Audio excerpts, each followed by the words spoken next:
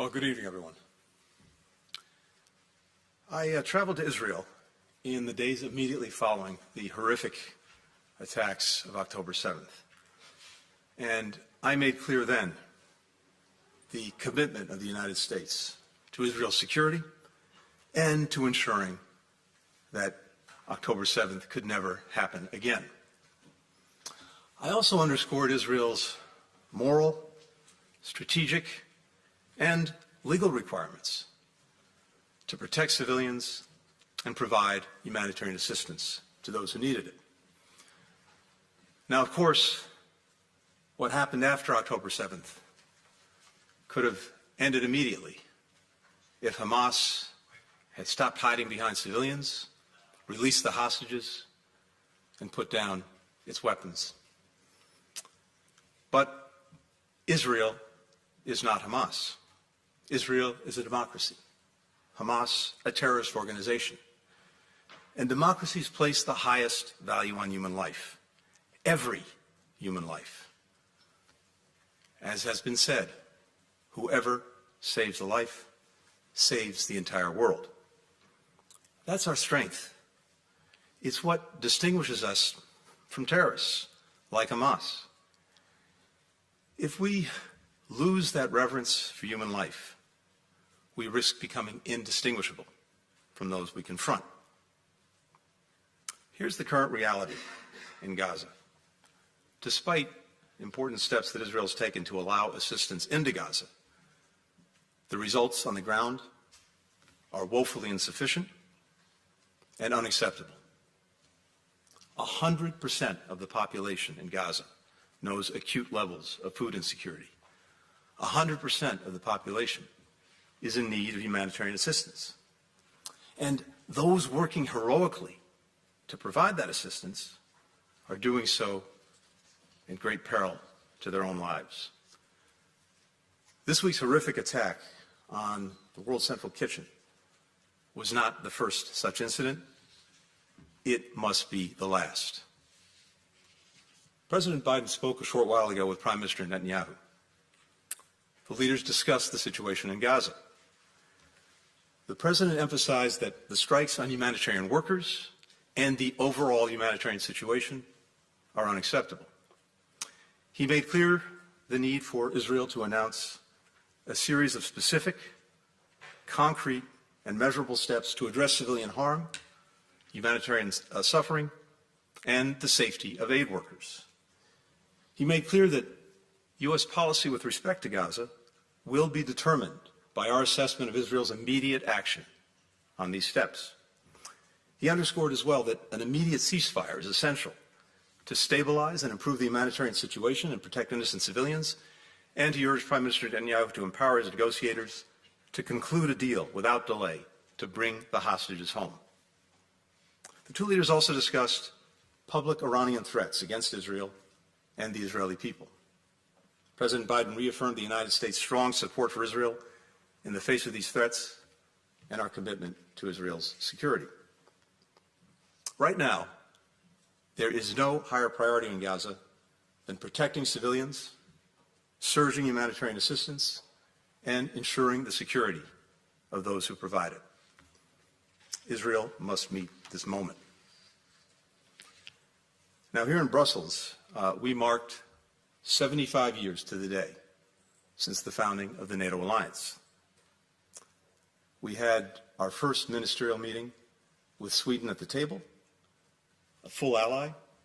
There are now 32 members of the NATO alliance.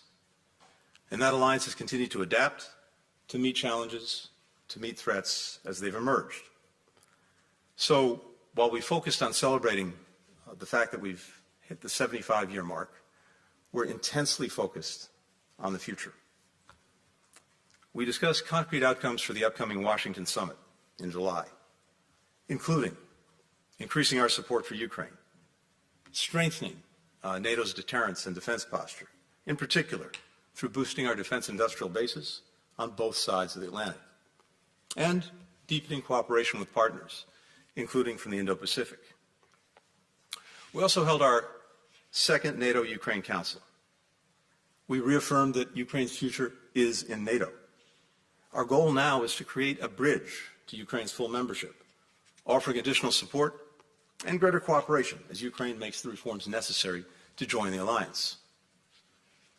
Ukraine has made some remarkable progress in recent months. It pushed Russia's fleet back from the Black Sea, opening up shipping lanes to get grain to the world. And in fact, exports through the Black Sea now equal or exceed exports before the Russian aggression in February 2022. Ukraine is attracting more and more private investment, and it is valiantly holding ground on the battlefield in the face of an ongoing Russian onslaught. It's also making progress on governance and security reforms, which we discussed in our meetings today, including boosting resources for its anti-corruption institutions, increasing transparency and accountability for the military assistance that we're all providing to Ukraine. And I think this progress shows that Ukraine is taking our recommendations, the recommendations of all allies, seriously, doing the hard work to meet NATO's high standards. But we also know this: more aid is urgently needed for Ukraine. We heard directly today from Foreign Minister Kuleba. Every day without further assistance puts Ukraine's defenders and its civilians in greater peril. Our support is especially important as a number of countries are helping Russia build up its defense industrial base and continue to perpetrate its aggression on Ukraine. China continues to provide materials to support Russia's defense industrial base. The DPRK and Iran also providing support. And all of this is fueling Putin's war machine as he attacks Ukrainians and threatens European security. The United States has to do its part. Allies have been stepping up. They've been shouldering their share of the responsibility. There was just a few weeks ago announced another 50 billion euros in additional EU funding. They're making unprecedented investments in their own defense industrial bases. And we have now 2/3 of the allies who are meeting the Wales pledge of dedicating 2% of GDP to defense. So more than ever, we have genuine burden sharing among the allies. And in the 30 or so years that I've been engaged in these issues, this is probably the best example of burden sharing that I've seen. The United States has made tremendous contributions ourselves, but it is imperative that Congress pass the supplementary budget request that President Biden has made. I know that Speaker Johnson committed to bring the supplemental to a vote swiftly. The message from Brussels is clear. That vote cannot happen soon enough. I also heard this from ally after ally. Our commitment, our engagement is indispensable for this alliance. I also heard the profound impact it would have on global security if the United States were in any way to back away from its commitments. I agree with that. And that's also a message that I intend to take back with me to the United States and to our Congress. A lot more was discussed at these meetings over the last couple of days. I'm happy to get into any of those issues, but in the interest of time, let me turn to your questions. We'll first go to Courtney McBride with Bloomberg. Thank you. Good afternoon, Mr. Secretary. How viable is the proposal for a 5-year, $100 billion NATO fund to aid Ukraine and for greater alliance involvement in coordinating weapons deliveries to Kyiv? And is the U.S. willing to or able to contribute fresh money to that if it is a viable option? And then beyond that, is the U.S. among the allies who have committed further searching their own stocks for additional air defenses for Ukraine? And you just mentioned that U.S. policy on Gaza will be determined by Israel's actions in response to these concrete steps you're seeking. Can you clarify what sort of U.S. policy changes we might be looking at? Thank you. Thanks, Courtney. So first, in terms of funding for Ukraine, the most important, the most urgent thing is getting the supplemental passed. That would be the most immediate and most important source of the additional funds that Ukraine needs to help it continue to protect itself against the Russian aggression. Beyond that, we are, of course, talking to our NATO allies and partners about what they're doing, what we can do, what the alliance can do to make sure that Ukraine has the resources it needs, both in the immediate to address the critical situation now, but also going forward. Because while we're working to address these immediate concerns, we're also working together to build out Ukraine's force for the future, a force that can deter aggression and defend against it if it has to. More than 30 countries now have signed or are in the process of negotiating and signing bilateral agreements with Ukraine. And we're ourselves, the United States, working on our own bilateral agreement. But we're also looking at the role that NATO can and should play over time in supporting Ukraine. And this is an ongoing discussion that we'll have in the weeks ahead. And I imagine that you'll see something at the summit when we come together in Washington in July. In terms of stocks of equipment, supplies, yeah, one of the things we talked about today was everyone going back and taking an immediate and hard look at what can be made available. We know what the needs are: air defenses, artillery, munitions. So I believe, based on what I heard today, that everyone, including the United States, is going to double back and, as necessary, double down on finding the resources that Ukraine continues to need. And with regard to our policy in Gaza, look, I'll just say this. If we don't see the changes that we need to see, there'll be changes in our own policy. We'll next go to Medea Bagnoli from ANSA.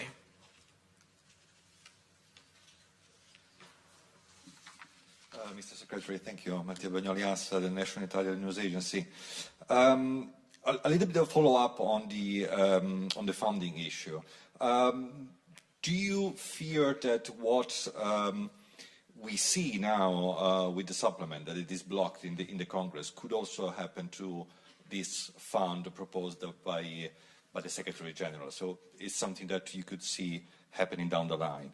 And secondly, if I may, we know that during the ministerial you discussed also the future relationship with Russia.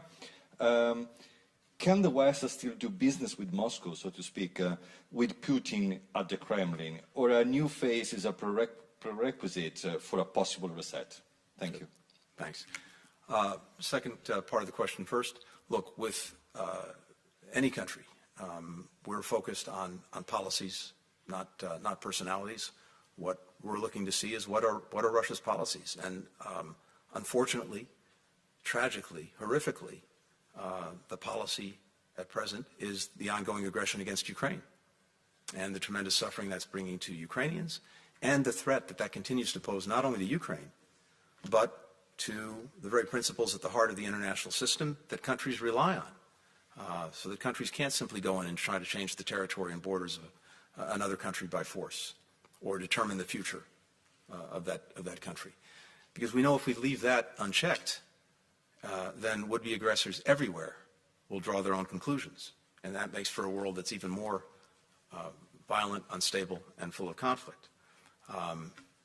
So what we're focused on is what Russia is doing. And as I said, it continues to pursue this aggression against Ukraine. Again, with regard to funding, there are two things that I think are important. One, the immediate needs that Ukraine has to continue to resist effectively the aggression.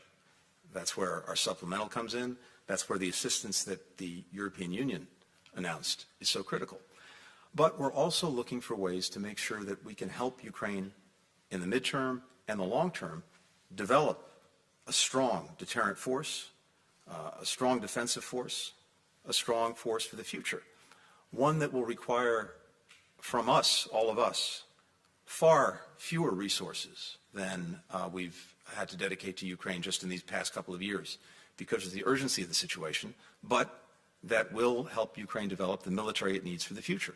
And as you look at it, we're on a trajectory in the mid to long term where Ukraine will be able to stand very strongly on its own 2 feet militarily, economically, and democratically. The agreements, as I said, that individual countries are reaching with Ukraine on military cooperation and support as well as the work that NATO will do, and more to come on that at the summit, that's going to make sure that the military leg is strong. We're driving private sector investment to Ukraine. There is tremendous both opportunity and potential there, including having a strong defense industrial base in Ukraine that will help Ukraine and also help other countries. And finally, given the process that the EU started on accession, that will continue to drive Ukraine's efforts to deepen its democracy. And so the future and the best possible rebuke to Vladimir Putin is a strong, successful Ukraine. And we're on a path to get there. But we have to make sure that Ukraine gets through the coming months and the coming period of time in the face of this aggression. And that's why the funds, including the supplemental, are so urgent. We'll next go to Shannon Crawford with ABC. A couple questions on Gaza. Well, first of all, you said the president called for an immediate ceasefire in Gaza. Is the administration no longer linking a ceasefire to the release of hostages and in telling the Israeli prime minister that he needs to empower negotiators to secure a deal? Are you saying the administration sees Israel as a problem on that front? And then, you said the administration will rethink its approach to Israel if it doesn't see immediate action to address the humanitarian concerns in Gaza. What is immediate action, really? Is there a timeline here that you're expecting to see? And I also want to say that we did ask the press corps traveling with you, asked a couple times in the aftermath of that airstrike on the convoy that killed 7 aid workers, including an American. We asked you about that, and you expressed grief, but you didn't express outrage. You didn't condemn the strike as your French counterpart did at the time. Can you tell me what changed in the last 48 hours or so? First of all, on that, nothing changed. When I saw the news of the strike, I was outraged, and I strongly condemn it. When I spoke to it the other day, others of my colleagues had been out. I was focused on the people, the individuals who had lost their lives, given their lives in service of their fellow human beings. That was what was motivating me in those initial comments, because it's so important that the world understand these are heroes. And what these men and women did, the ones who lost their lives in Gaza, as well as people working for World Central Kitchen around the world in so many places of conflict, is extraordinary and the best of humanity. And I thought it was important as well to put the focus on that, even as the administration spoke clearly about our outrage and our condemnation. So nothing's changed. I focused on the human beings involved. Our conviction remains that we need to see an immediate ceasefire to enable the release of hostages, but also to enable a dramatic surge in humanitarian assistance, as well as obviously better protecting civilians. Now, as I said, the President and the Prime Minister just spoke, but it's our expectation that Israel will and certainly should announce concrete, specific, measurable steps that it will take, and take as soon as possible, to make sure that there can be an effective surge in assistance, that it can be sustained, and that humanitarian workers and civilians are better protected. We'll next go to Nicholas Wallace with DPA. Thank you. The Secretary General's proposal for Ukraine would shift responsibility for combined aid from the US-coordinated Ukraine contact group and to NATO proper. So 2 questions. First, do you support that proposal? Second, how do you respond to those who say that this is Trump-proofing? Does it bother you that European officials are still talking about American leadership in terms of the former president and not the one who's been in power for the last 3 years and who wants to stay there for another term? Thank you. Thanks. First, what the Defense Contact Group has done is remarkable. And I think the work that Secretary Austin did in establishing the support mechanism for Ukraine, in bringing allies and partners together over these many months and coordinating their efforts has produced extraordinary results.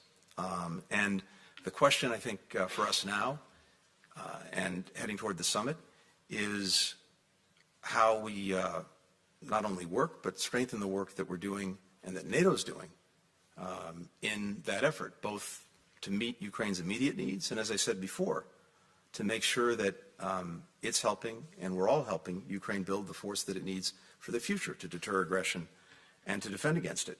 So these conversations over the last couple of days have been focused on exactly what we're going to do at the summit. We've begun a process among all the countries and with all the experts to flesh that out. We'll be using the time between now and the summit to do exactly that. I expect we'll have another meeting of the foreign ministers in Prague at the end of May.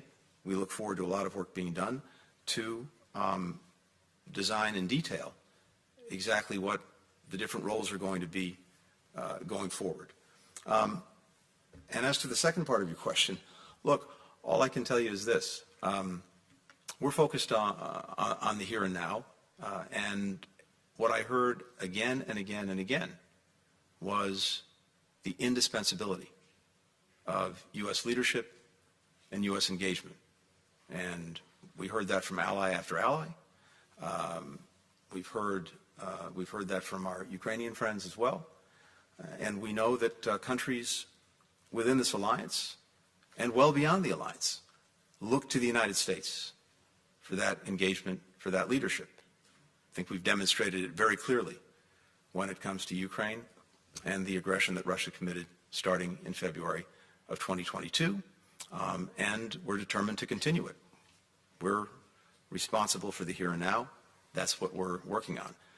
We also want to make sure that as an alliance and as individual countries, we're putting in place what's going to be needed, as I said, to help Ukraine over the medium and long term, make sure that it can stand on its own feet militarily, as well as economically and democratically.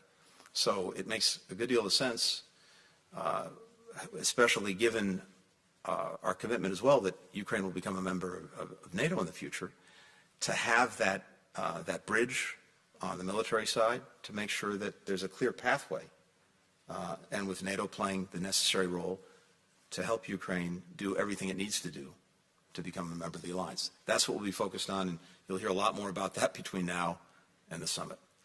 Thank you, everybody. Thank you. Thanks, everyone. Thanks, everybody. Thank you. We're going to wrap.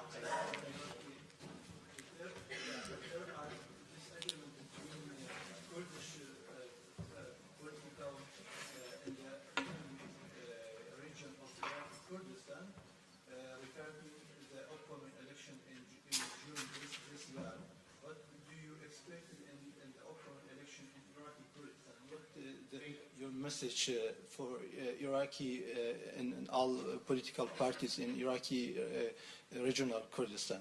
Well, we want to see elections go forward.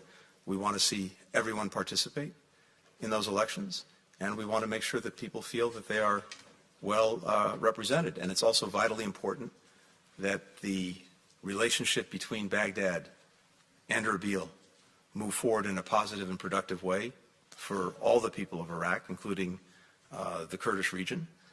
And we're very focused on that in our conversations with the government in Baghdad, as well as with officials in the KRG. And again, elections, I think, are an important part of that. Thank you. Thank you. Thank you.